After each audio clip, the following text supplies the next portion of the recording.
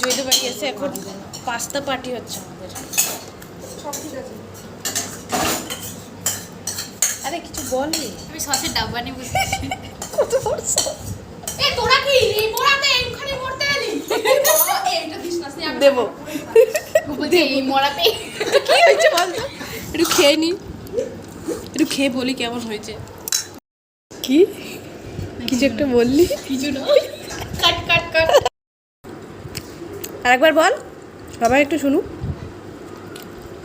চুম্মেশ্বরী সত্যি দারুণ লাগছে। এই যে একটু চিল্লা ওরকম। সো গাইস দেখো হাগরের মতন খাচ্ছে।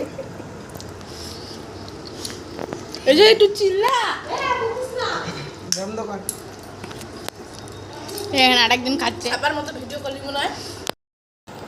এই যে গিলছে হাগরেটা দেখো কটা বাটি খাচ্ছে। ওই একটা খাওয়া হলে এখন এই দুটো খাবে।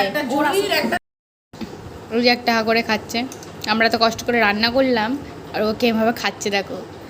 একবারে বলেনি যে খা, আমাদেরকে কাউকে খেতে দিল না। মিথ্যেবাদী মিথ্যেবাদী বলি। খাচ্ছে দেখো।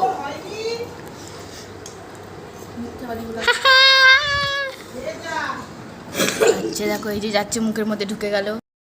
টাটা। তুমি তো আসছো আর কি নিবি নাকি?